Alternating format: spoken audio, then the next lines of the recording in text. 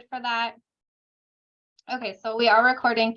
So hi, everybody. My name is Cherise Bunn. My pronouns are she, her. I'm the Assistant Director of International Student Advising. And I am so grateful to the people who are going to present to you because they reached out and offered to share with you about taxes. So with that, I'm going to actually hand it over to Elisa. Hi, everyone.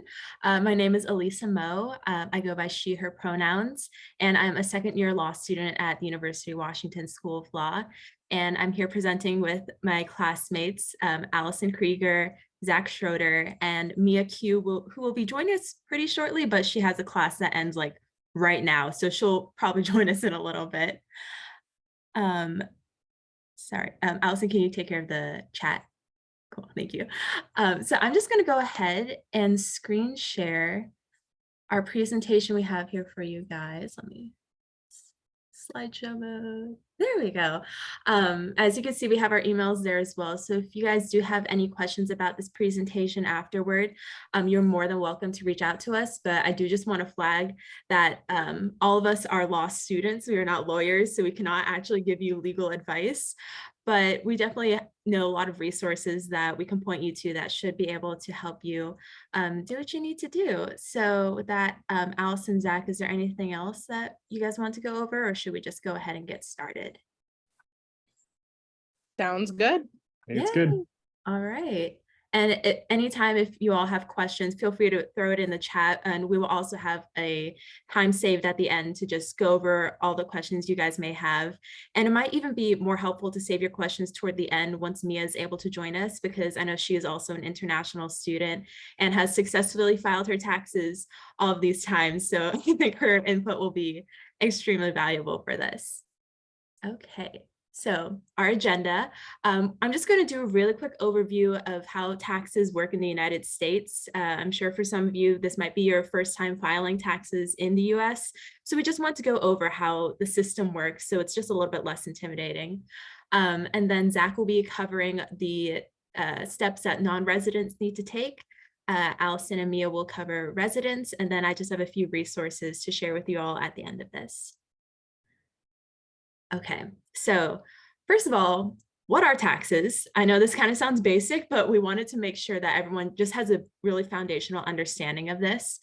So first of all, the US tax system is described as voluntary, which I know must seem weird because who volunteers to give away some of their money to the US government? But it is deemed this because taxpayers do their own calculations to determine the amount of taxes they owe. So they volunteer that amount to the IRS. And then next, I want to talk about tax brackets. I'm sure some of you may have heard this term used in the news or elsewhere. And so I just want to kind of go over how it is or how it works. So basically, you can earn up to a cap set in that bracket and be taxed within that rate. But as soon as you make above that cap amount, anything extra over there, it gets taxed at the next rate. So just to kind of give an example using simple numbers, if the tax bracket for being taxed at 10% is $0 to $10,000, and then it's 20% for $10,000 to $20,000, if you make $10,100, that first $10,000 is only taxed at 10%, and only that $100 extra gets taxed at 20%. So it's not like as soon as you get bumped into that next tax bracket, you're being taxed at this whole complete other higher level. It's an incremental system. So that's meant to just be a little bit more fair to the taxpayer. And so next, I want to talk a little bit about the two different types of taxes we kind of deal with in the US, federal and state. So federal is kind of what it sounds like. It's federal taxes are paid to the US government. So if you have to pay taxes in the United States, for sure, it will probably be to the federal government because states are a little bit different. Not every single state has state income tax. So there's none in Washington. There's also Alaska, Florida, Nevada, South Dakota, Texas, and Wyoming. So 7 states do not have income tax.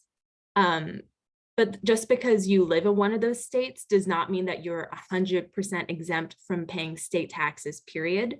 So if, like I wrote here, out-of-state jobs or internships. So if you if you get an internship with Apple over the summer and you go down to California, you live there, you work there for 3 months, you may be required to pay California state income taxes for the amount of money you earn there.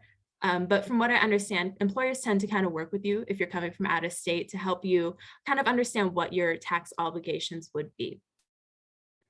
So next are withholdings. So what these are is it's an amount of federal income tax that is held back from your paycheck by your employer if you have to pay things like employment taxes.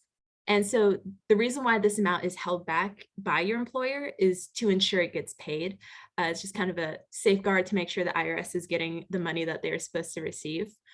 But if your employer withholds too much money, then at the end of the year, you can get what's called a tax refund. So you get some money back. I listed Social Security and Medicare there because they're the most common types of withholdings, but I'm not going to go too into it because it can, how those impact you depends on whether or not you're a non-resident or a resident. So my classmates will cover that. All right, our next point is what is taxed? So like I said here, it's income that's earned while you're in the United States. A caveat to this is if you are a US citizen or a resident. So if you do go to another country for a summer internship, like let's say you get a really cool job in London, you may still have to pay US income tax on that. So one of the really important things to be aware of, like I put in that last bullet down there, is the US tax treaties. So there's a bunch of countries that have tax treaties with the United States, where essentially the residents get taxed at a reduced rate or are exempt from US taxes on certain things. So it's definitely something you should make sure you're familiar with to understand your country's tax treaty policy with the United States, if it has one. I'm not going to go through every country's just because then we would be here for 3 hours. But I also just listed a few things here that can be taxed, but a lot of the details for this can be explained in the Glacier Tax Prep software that Zach will explain, or through other means to prepare your taxes. All right, and the last thing on this slide is just who pays taxes. I'm not gonna go too into this because I think it's kind of explanatory. US citizens pay their taxes. Sometimes non-residents have to pay their taxes as well, and residents have to pay their taxes in the United States. So next. All right, I just want to go over a few terms that are often thrown around when talking about taxes. First of all, deductions and credits. So what is a deduction? That's an amount that can reduce your income before even calculating how much tax is owed. So this lowers the overall calculation of what your taxable income is. And the benefit of this is it can lower the rate at which you're taxed. So like I talked about earlier with those tax brackets, if you're right on the cusp of, let's say, going back to that example, if you are making $10,100, but you have a $500 deduction, that'll bring your entire income down to that 10% area. So you don't even have to worry about that next marginal bracket. So this kind of decreases the amount you owe on the front end, and versus credits, those reduce the amount of tax owed or increase the refund that you get at the end after your taxes are all calculated. So generally credits can be considered a little bit more helpful because they directly reduce the amount that you owe, because the impact of deductions really just depends on your marginal tax bracket. Because if you're well into that next bracket, that $200 or $500 deduction might not push you out of that higher bracket. But both are, of course, very great because it just means you owe less money to the government. So, and I just want to really briefly touch on standard versus itemized deductions. So the standard deduction is a fixed amount that's determined based on your filing status. So if you're single, married filing jointly, married filing separately, whatever that is, you can deduct a certain amount from your taxes in that year. And that's typically what most people do, unless you have a really complex estate or a complex business that you might be running in addition to your individual expenses and income. And that's kind of where itemized deductions may come in. It's a whole list of different eligible expenses that you can take. And if you do the math at the end and that number is greater than the standard deduction, then you would probably want to do itemized. But most people, especially college students or law students in our case, tend to take the standard deduction. Okay, so my last point is just talk a little bit about evaluations, namely audits. I definitely feel like when I first started hearing about what a tax audit was, I assumed that it was this terrible thing that meant that, oh my gosh, something had to go wrong. And that's not always the case at all. So sometimes it's just the IRS flagging something that just seems abnormal. So I know in the UW Tax Clinic, where all four of us are students, sometimes we just see cases where a person is now claiming a stepchild and the IRS is like, where did this whole human come from? And why are you now claiming them? We're going to audit that to make sure it's all legitimate. So I just put up a couple things that can sometimes trigger the IRS to do an audit. So if there's just abnormalities like that, if suddenly there's just a large amount of foreign assets or really like uncharacteristically large cash deposits, or if you're claiming credits for the first time, because credits tend to see a lot of fraud, or there's a lot of fraud in that area. So the IRS just kind of flags that as being an area of concern. That is in no way to deter you from claiming those credits, because they'll often just send a letter like, hey, we're just auditing this, please provide us, your proof of tuition, or proof that you do have this child and you are taking care of them. So yeah, that's kind of our overview of the US tax system. So I'm going to hand it off to Zach now. Hi, everyone. My name's Zach. I'm in my final year at the law school. So after this, I'll be heading out. Tonight, I'm just going to talk about non-residents, and just a huge caveat to mention at the front end of this is I'm sure a lot of you are intimately familiar with your immigration status and all the terminology that goes with that. But just so you know, these tax terms are completely different. And so there are certain, terminology that applies and that we'll use throughout this. And those are just terms that are specific to taxes. So just when you're aware, so specifically we'll talk about non-resident, first resident, or aliens, and those are specific to the tax code. So just something to be aware of. Don't get concerned or confused with what your immigration status is versus how the taxes are treated. So this is just a big overview of kind of the process that you should look at each year and you should expect for non-residents. Kind of that first step that you want to do is really to determine your tax status. So like I said, different from your immigration status. Likely you're here on an F or a J visa. And those, for most people that are under 5 years, would be in that category. So once you've determined your tax status, kind of look at if you're a non-resident, then you'll use the Glacier Tax Prep service to produce a form 8843, which is an informational disclosure that you'll submit to the IRS.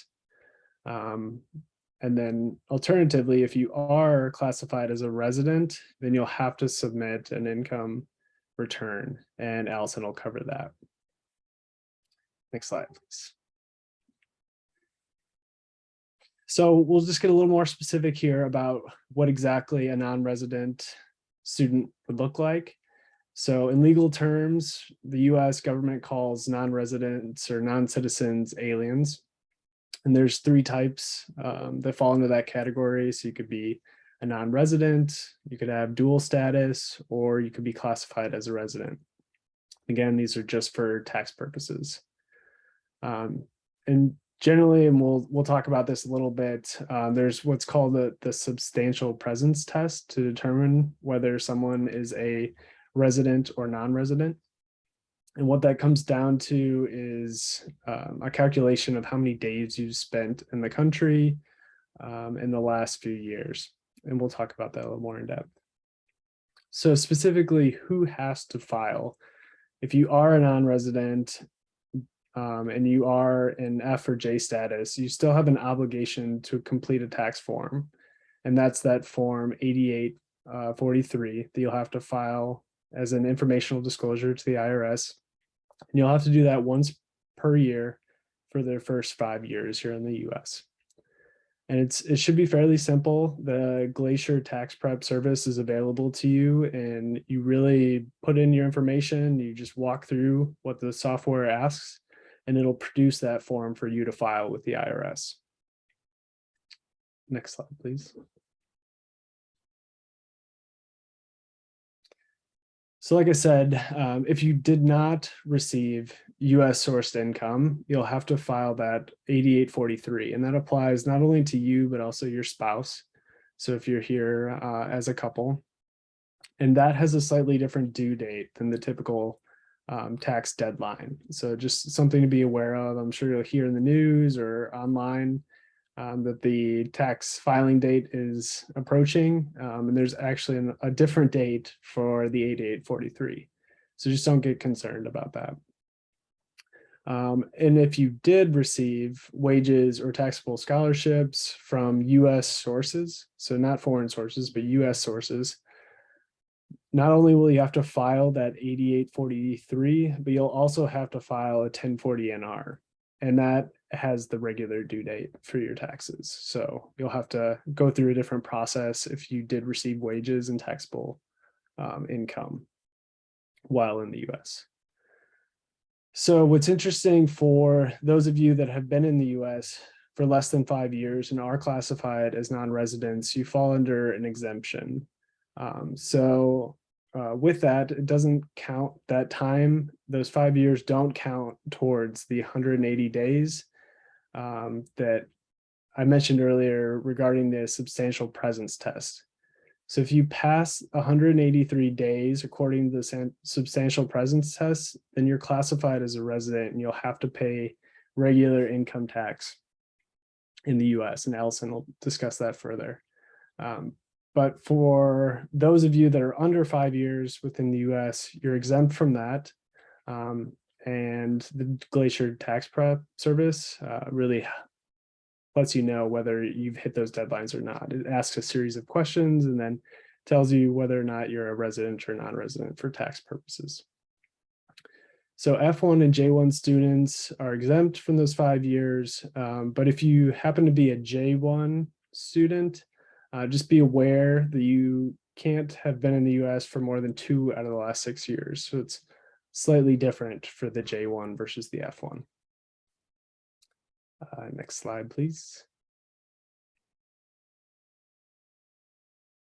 Okay, so just an overview of what the actual Glacier tax prep service is.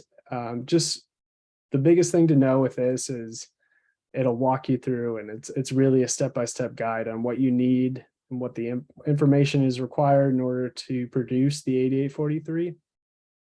But you have to make sure that you log in through the ISS website, because it's free if you do it through there.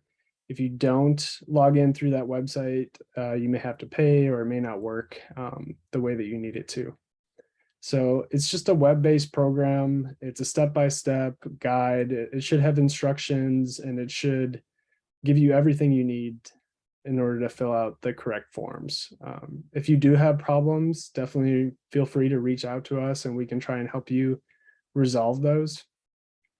But this is only for non-residents that fall under that category. So if you are a resident or you earned income in the US, you'll have to use a different preparation service. And then also, if you do have questions that come up while you're preparing it and you're walking through the actual software, there are tutorials available, YouTube videos that'll explain how to fill out the information.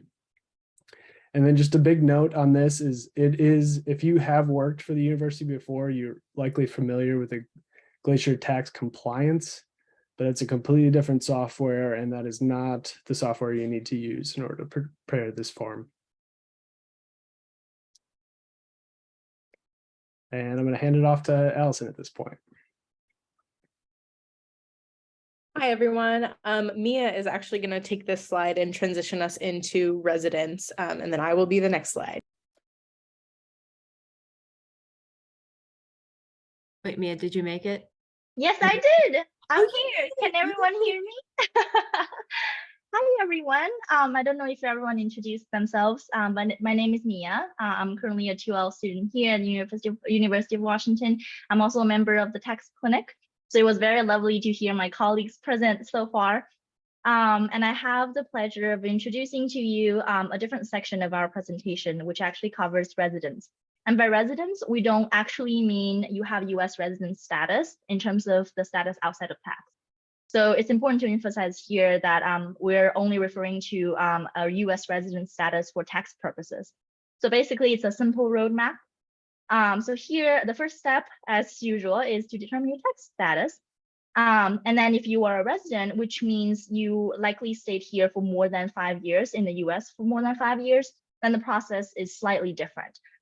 We could move to the next slide, please. Okay. So as kind of like a simple introduction, who qualifies as a US resident for tax purposes? So you can be on an F visa or a J visa, but the main qualification is you stayed here for more than 5 years. And then in terms of the filing, you do have to file, and honestly, you really do. You should file your taxes every year. That's just like a good habit to have, prevent you from a lot of trouble down the road.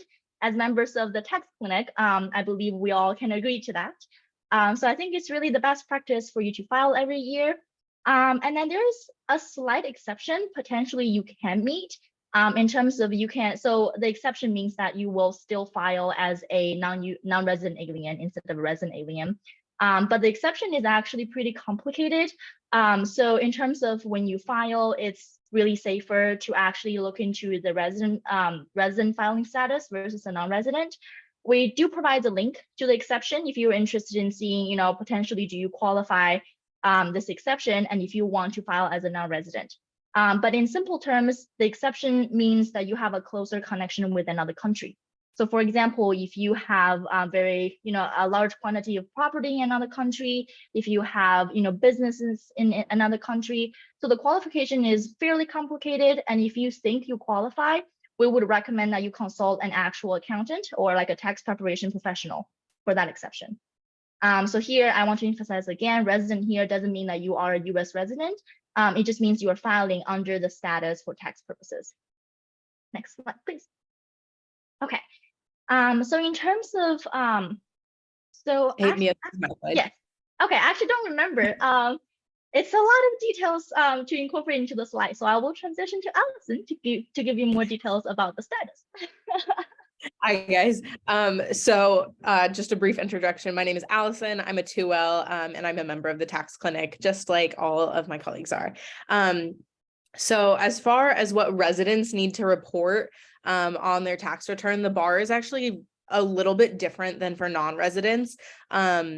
For residents, the expectation is that you report all of your sources of income. So that's foreign income, domestic income, just absolutely everything.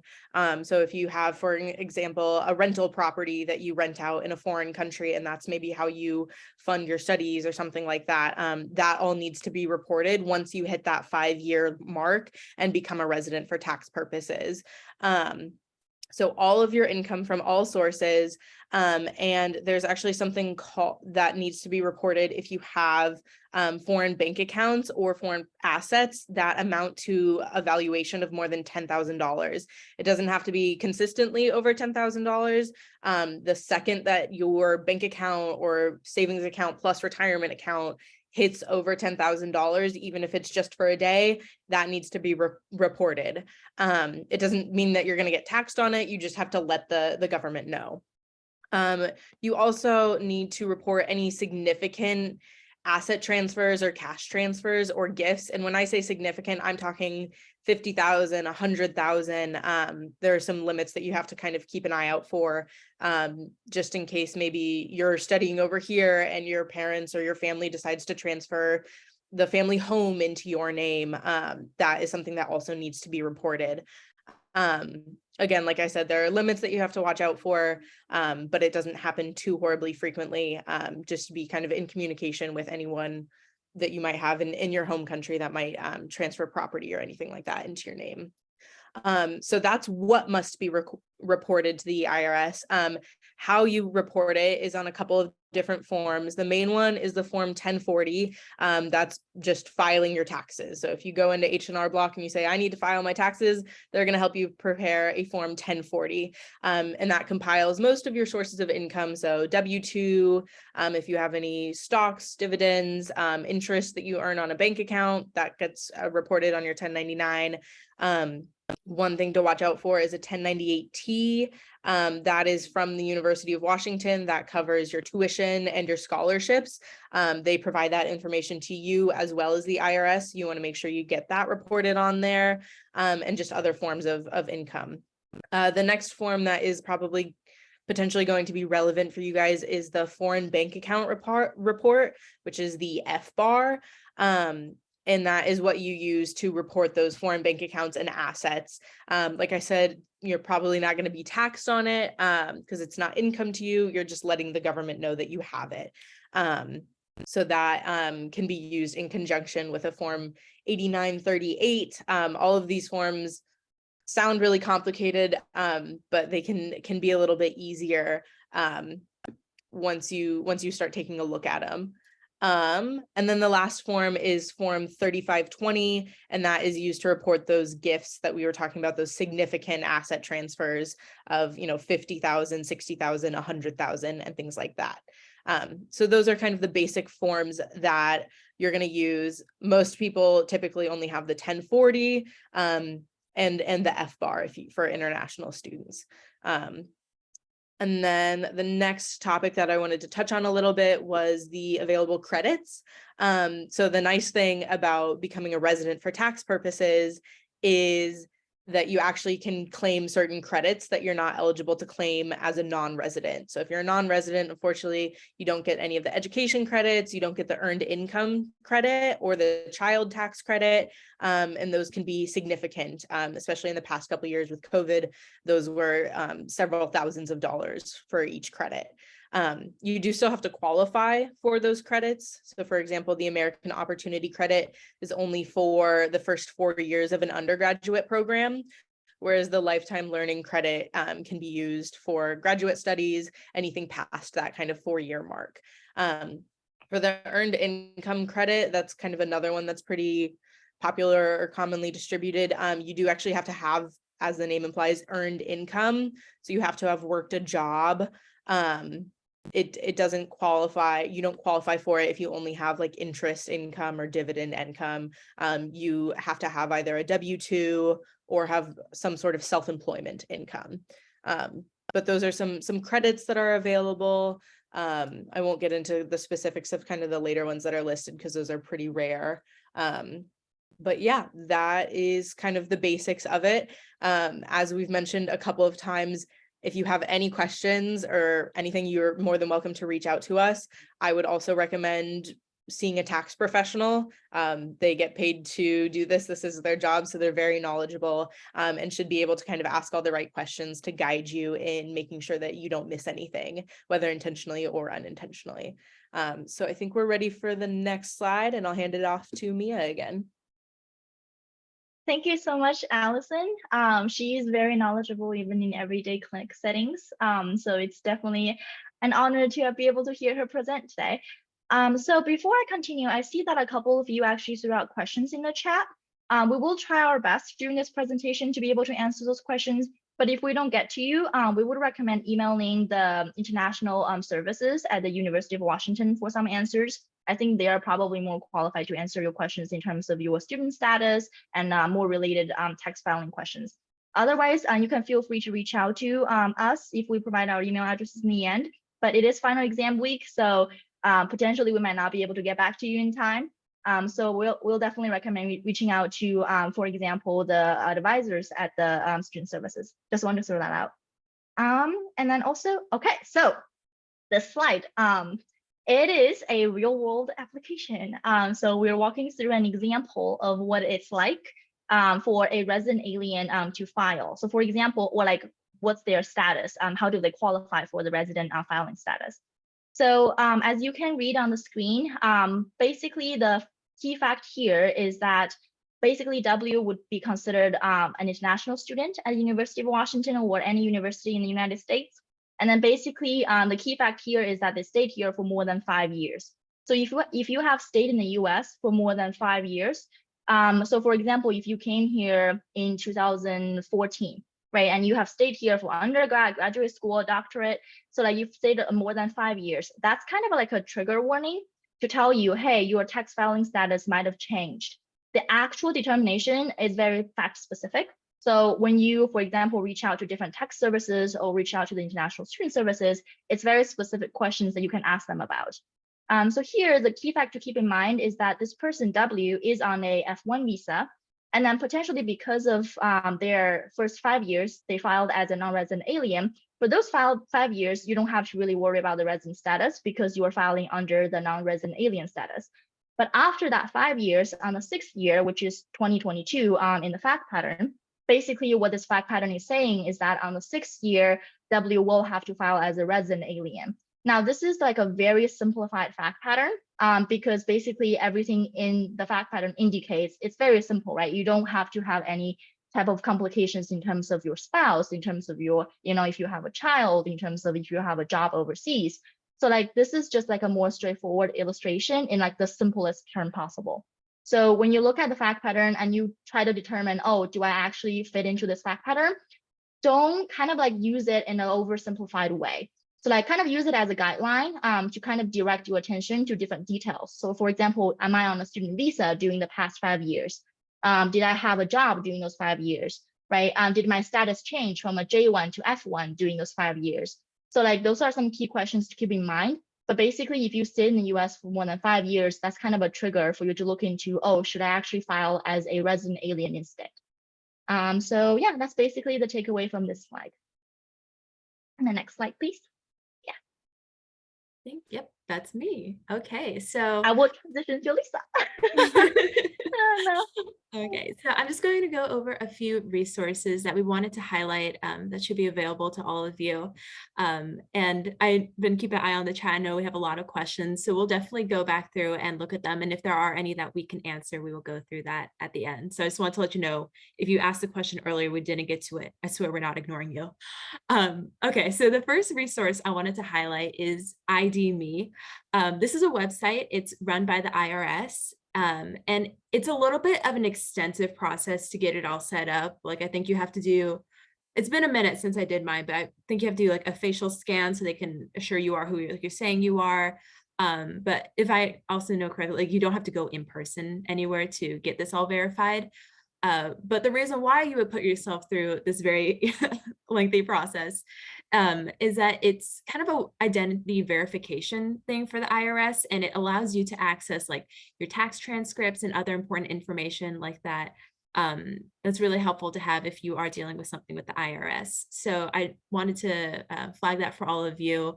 There are different documents that you can use to prove your identity. Like you do not need to have like very specific things per se. There's a lot of different options. And most importantly, I want to highlight, you do not need to have a social security number to sign up for an ID.me account. So if it's something you're interested in, I think it's a really good idea. I know it's something that we recommend to a lot of our clients in the tax clinic. All right, the next resource I wanted to highlight is something called a VITA Center. That stands for Volunteer Income Tax Assistance. This is also kind of an IRS program, but they partner with a lot of different other organizations. Oh, I see here, Tanya. These are just different resources that can help you get your taxes filed, especially like if you're a resident and you can't use the Glacier tax program anymore. And I will go into what we kind of do in the tax clinic in a second. But back to the VITA centers, they pair up with United Way of King County, AARP, a bunch of different organizations. And it's basically a free basic tax return preparation service. They have people who actually go through training to understand how to file taxes. Like you would not want the four of us to file your taxes. We are not trained accountants. But if you have your own business or something like that, they probably will not assist you with that. This is more for individuals. And if you qualify as an individual who can receive help from them, typically to have services done at a VITA center, you have to meet one of like the 3 requirements. So you make under $60,000 per year, you have a disability, or limited English speaking skills. But to my understanding, it doesn't seem to be super strict. And if you show up at any of these locations that we put here, they should probably be able to help you. They are typically only available during tax season. So they're open right now and they should be open through mid-April. But all the different locations I have listed here, and I've hyperlinked and we'll provide these slides to everyone at the end. They all have different start and end dates. So I just keep an eye on that. And I didn't put the exact locations for all of these places because for Seattle Public Library, AARP, they have multiple locations all throughout Washington. So the links to these should take you to the location finder. So you can just put in your zip code or your address and find a place close to you that will be able to help you do your taxes. Finally, I just want to go over a little bit of what we do. So we are all part of the University of Washington Federal Low Income Tax Clinic. It's run by kind of us students and supervised by our professors who are practicing attorneys.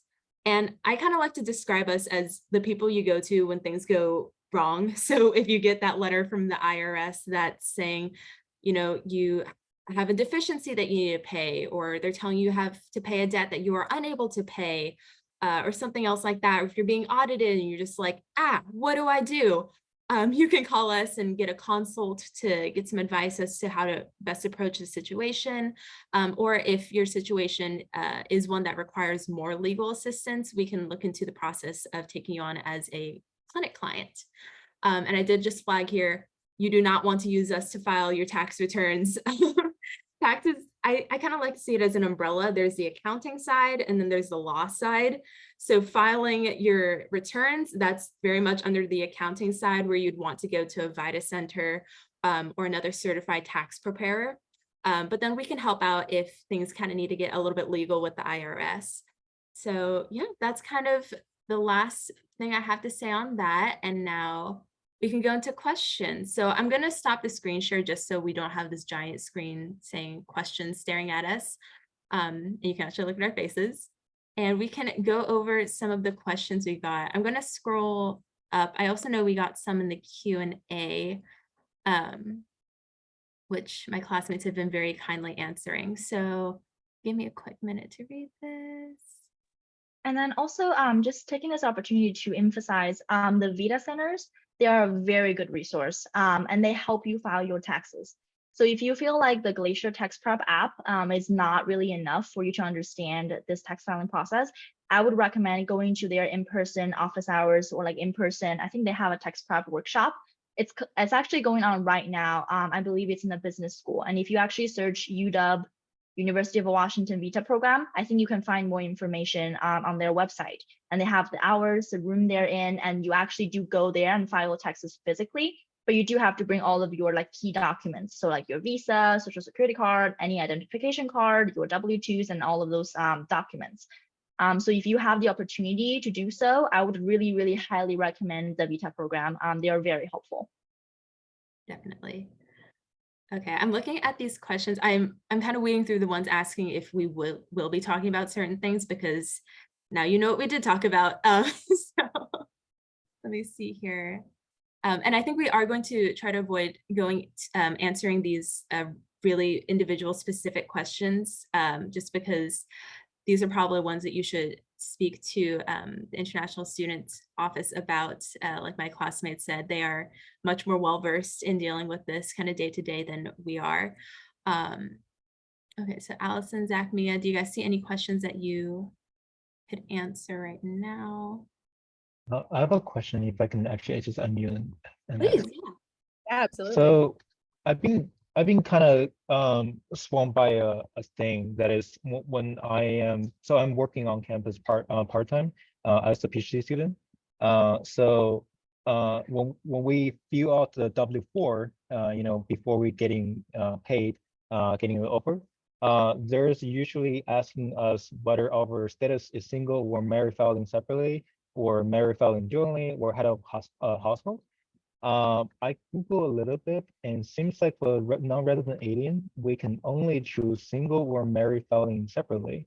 But I am actually stay here in the US since 2013. I only absent in 2018 because I graduated from my bachelor and then came back in 2019. So I stay in the US for more than 5 years.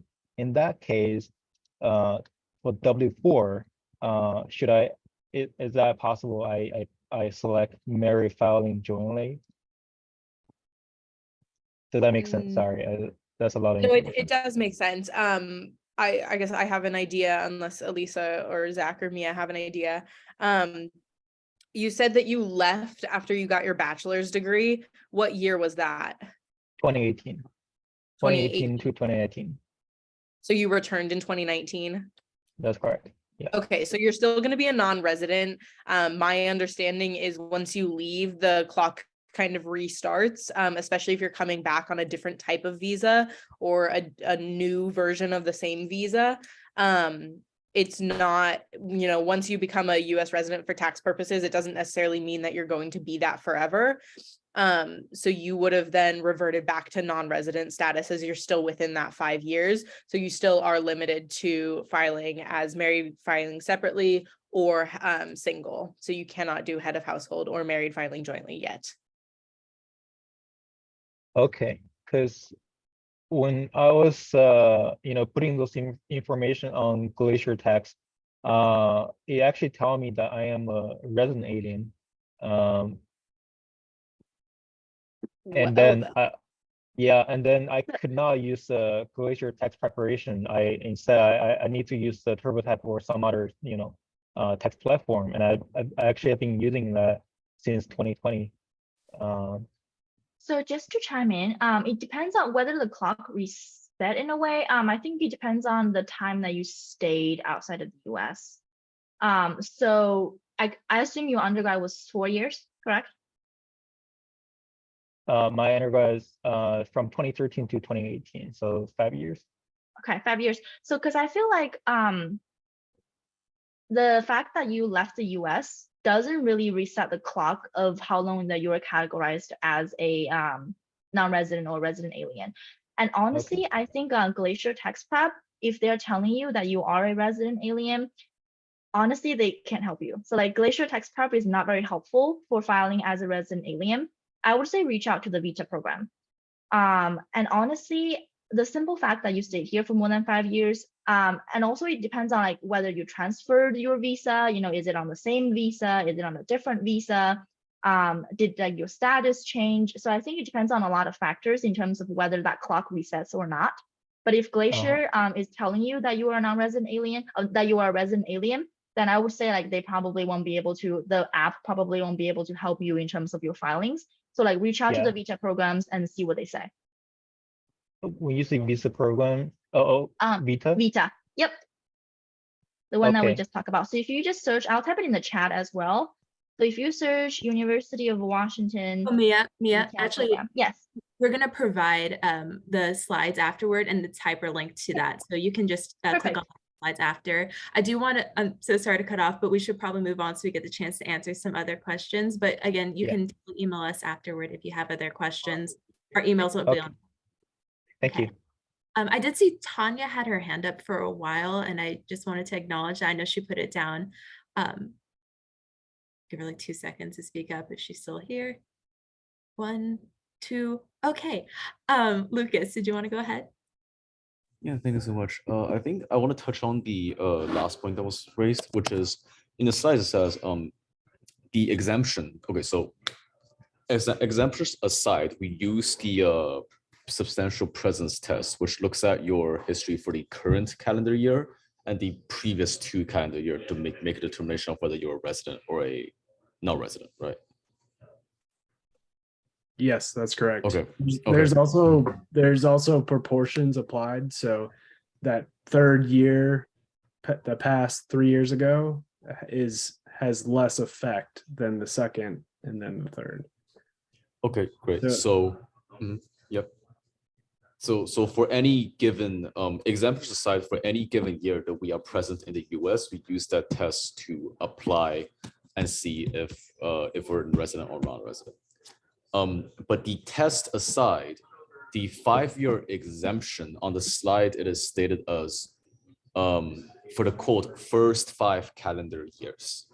Would that be interpreted as the first 5 calendar years that we have filed a return? Like, for example, if we did not make anything, then we will file only a 8843. So that would count as one of the 5 years, right? No, it's Yeah. all, yeah, it's all 5 years that you're here, whether you filed a return or not. It's still, Okay.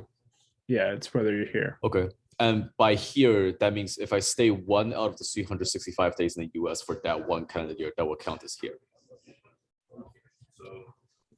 Right. I'm not sure exactly. Oh, because essentially the specific example that I'm giving is, let's say I enter the US September of like 2019, right? So 3 months there, 2020, I stayed only 3 months because COVID kicked us out.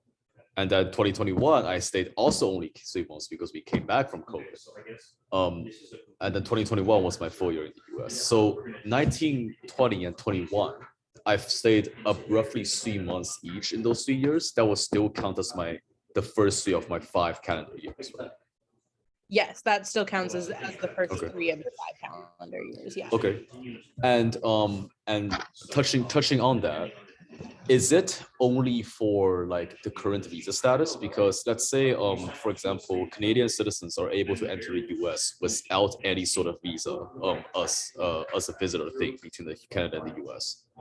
Does that count for tax purposes, or I guess the general question is, will visitor be counted as tax purposes or no? Yes and no. There's not a good answer for it. We're mostly focusing on if you're here on like an F or a J Students? visa, because that's Okay. yeah. Technically, any day you're physically present in the US, you are counted as physically present, even if it's only for a Okay. couple hours. I see. If you're visiting, obviously, if Okay. you have like a layover, it's different. Mhm. If you're physically present in the US, you are physically present for that day. Okay. And so that And yep. Okay, and then to touch on that, then let's say that hypothetically, I was in the US for like a month, hypothetically, for like a month as a student. But let's say that I went to Hawaii for like a week on a visitor visa. Would that count as my total time in the US for tax purposes?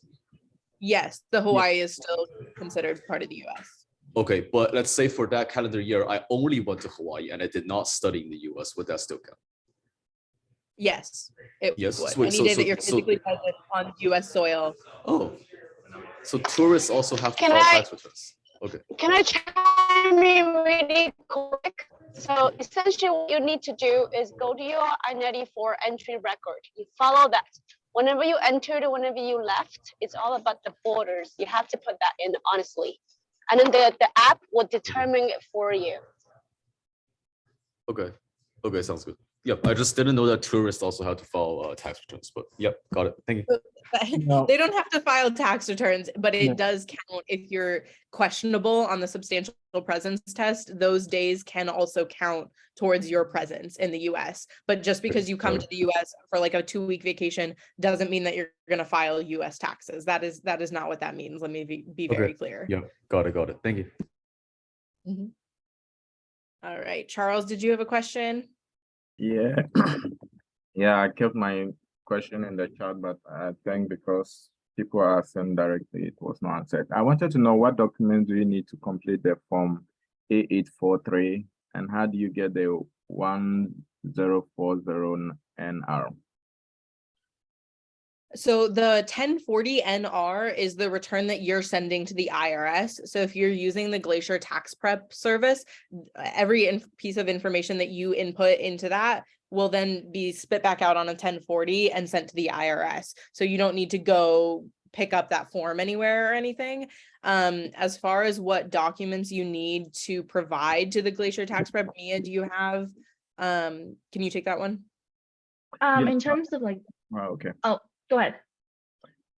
No, you can go on. I think Adrian here has said that you were supposed to answer what kind of documents you need to complete the form 884. So typically for the tax return, you will need some type of identification, the passport, maybe if you have a social security card, and if you have your like a US driver's license. More specifically though, you need all of your income forms. So if you received any type of forms that looks like it could be tax related that you have received in an envelope, bring it. Like it's better be safe than sorry. So basically, it depends on how many details you have to file and like which type of forms that you received. But typically, if you don't have any investment, if you don't have anything else in the US other than studying, and you have maybe like one bank account, right? Like as the simplest terms, you need some type of identification from your own countries. And then if you have it from the US, bring that as well, a social security card, all of your income forms, typically a W-2. And then you might have received some form from your bank. And bring that form as well. Typically, that's like a T1098. That's what it's called. And then if you have any type of tuition statement, if you received anything from the university, bring those as well. So like those are the typical forms that you will need to like fill out everything. And then you need your record entering and exiting the US, which would be an I-94. So that's like your record of how long you have stayed in the US, basically. But like if you go on the Glacier app, basically they tell you what forms you need to like fill out the whole application. And then like after they determine your tax status, you will see more clearly like what forms you need. And Charles, I sent you the link to access the 1040 NR at a PDF through the IRS website. Almost all, actually, I think it's pretty safe to say all of these forms pretty much can be accessed online just by Googling IRS form, blah, blah, blah. And just going onto the IRS website, there it tends to be linked on there, but I sent you the link in the Q&A. All right, thank you. Cecilia? Yes, hi, thank you. So I have a question about, well, not about this year's taxing, but about an experience that I had the first year. I came here like over 2 years ago. So the first year I did receive all the tax information and I knew that I had to file for my taxes and send them out, but I used TurboTax and it did not work at all. I never got my tax return and I received some emails saying that I needed to contact the IRS or the office. And I did, I tried for like 3 weeks. I was calling every morning.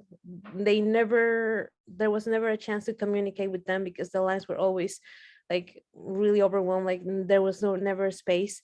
And I kind of gave up after a few weeks and I didn't contact them again. And then the next year I did file my taxes correctly. And this year I'm really trying to be careful to file them correctly as well.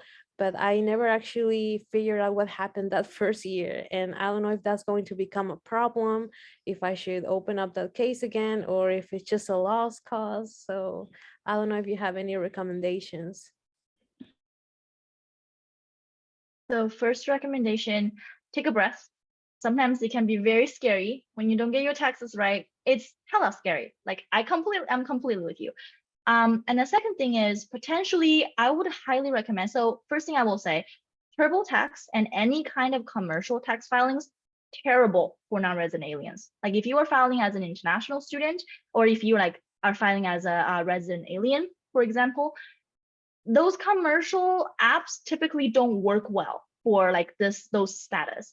And then most likely they'll ask you, you can reach out to a tax professional, which charge you extra money. Sometimes that's worth doing because your case is very complicated. But for the most part, I would recommend using like the Glacier the Glacier preparation app, or contacting the Vita program to file your taxes in the future. However, if you have already used their services and are trying to look back, sometimes the Vita program can also help you do that. So I will say reach out to them and see if they can help you, for example, to like file an amendment to like your previous year taxes if you did file. And if you figured out that you actually didn't file that year or something went wrong, then potentially you can ask them to find a solution for you. But typically those commercial ways of filing don't really work well for international students. Does that make sense?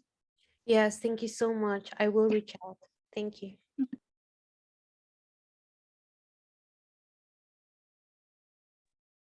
Don, go ahead.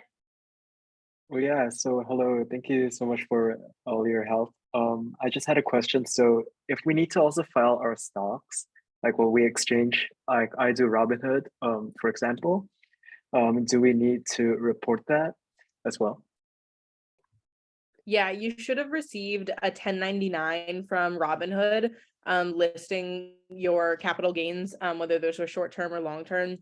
So that would have been probably a 1099 DIV is the form. So that will need to be reported on your 1040 on your taxes. And depending on how much you were making, how much you were trading, you might owe taxes on that.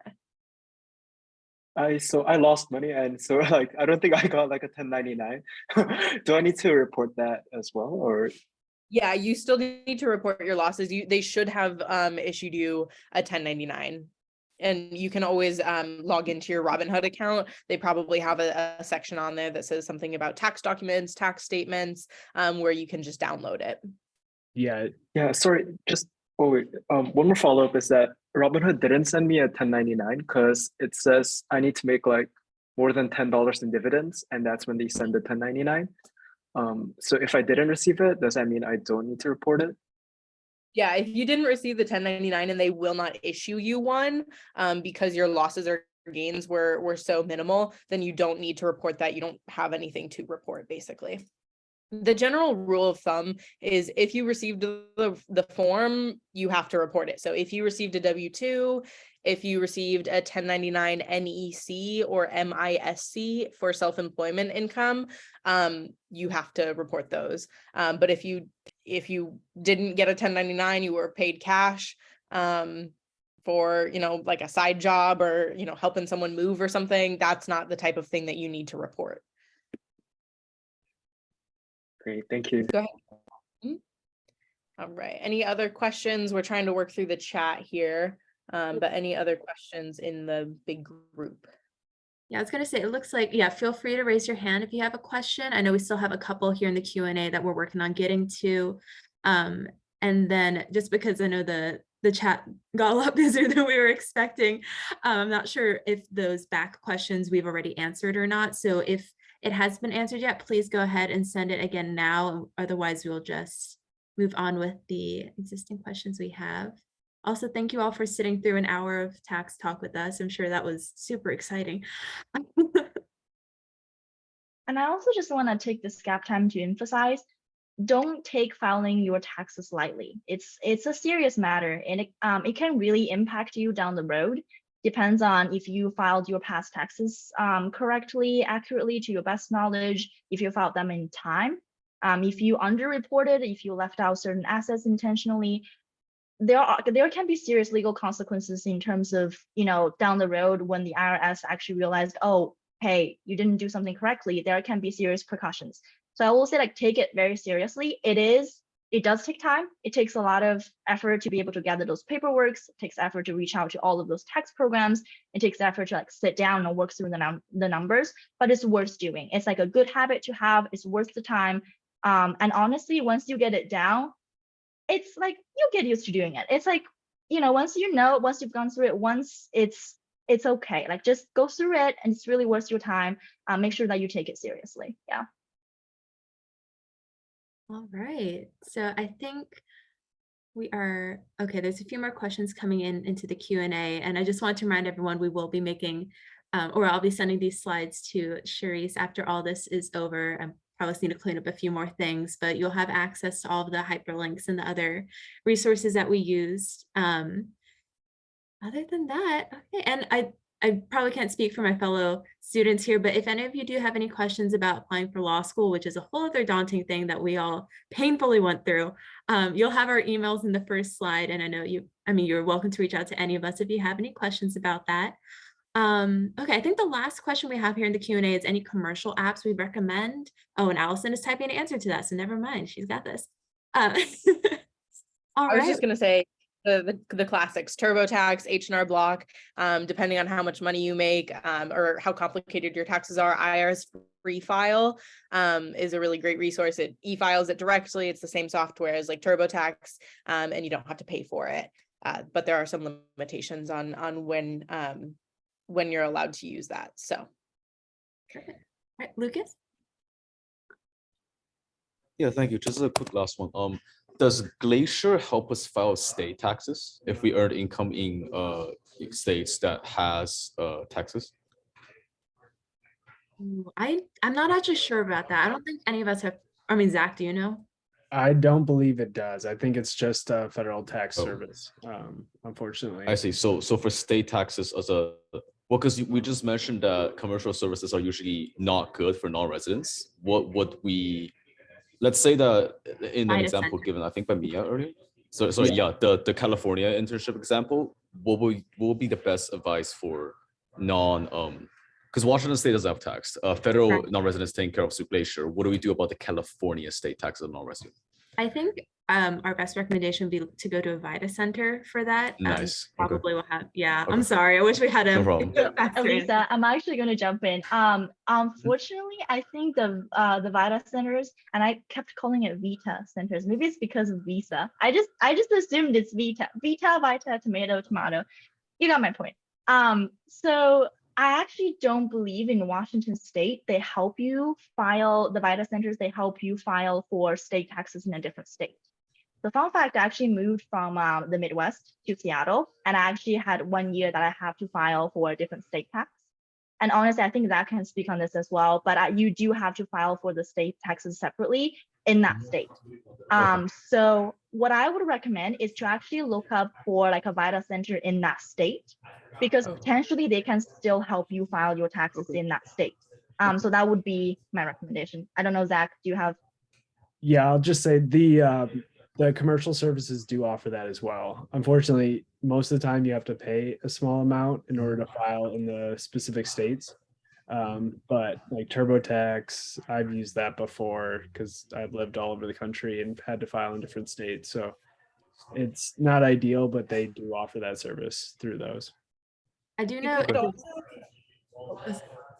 Go ahead. I was gonna say, I do know at least in the VITA centers we have up here in Washington, a lot of them offer like, virtual meetings. So I'm sure that a lot of other VITA centers in other parts of the country will offer those as well. Okay. Cool. Another Thank- option would also be AARP. I know that's like traditionally for, age 55 and older, but they do offer like free tax preparation services, especially this time of year. And they can potentially also help with like filing back taxes if you haven't filed and had a filing requirement in the past year or two. They have, different services or different centers around Western Washington. So you could Okay. try and see if they are able to help with that. I don't want to promise anything, but it's a resource. Okay, I'll dig around. Thank you so much. Also, I kind of want to throw in a disclaimer. We're law students, right? We're not tax professionals. So the advice that we're giving out here today is based on the knowledge that we have gained so far from the tax clinic. And it's also based on our best knowledge, right? In terms of what we know about the international students taxations in the Washington state. But I think it's really best to have the tax professionals to be able to take a look at them and handle your tax issues. So when you have like a very fact specific situation, reach out to the VITA centers, reach out to the international student programs. They're definitely more qualified to be able to analyze your situation better than we can do. All right, so I think I'm a little unclear on Rashmi's question, and I think Allison's answering Yifan's, and we're also at about an hour, and I see Charisse has shown up here again. So thank you so much for having us and letting us chat for such a long time about taxes. Thank you so much for presenting to us. This was super helpful. Just as a note, so this will go up on the ISS's website. I will send it out with the newsletter. I know that they kept saying that you can come to ISS advisors to ask tax questions, but I do want to note we are not tax professionals and we can actually legally not advise you on your taxes. So we have a lot of resources and we'll kind of talk to you about it very basic level, but did want to make sure that that's clear as well. So Yes, so sorry about that. We meant that you guys probably know the right way to point them to get certain Yeah. answers. yeah, we'll definitely point you to That's different places, but That's anyway, advice thank that you so much. The best advice that we get and give all the time is contact a tax professional. Whenever you're in doubt, contact a CPA. We tell our clients that all the time. Yeah, so when in doubt, contact a tax professional. All right. Thanks, everybody. Have a great evening. Yeah. Thank you, guys.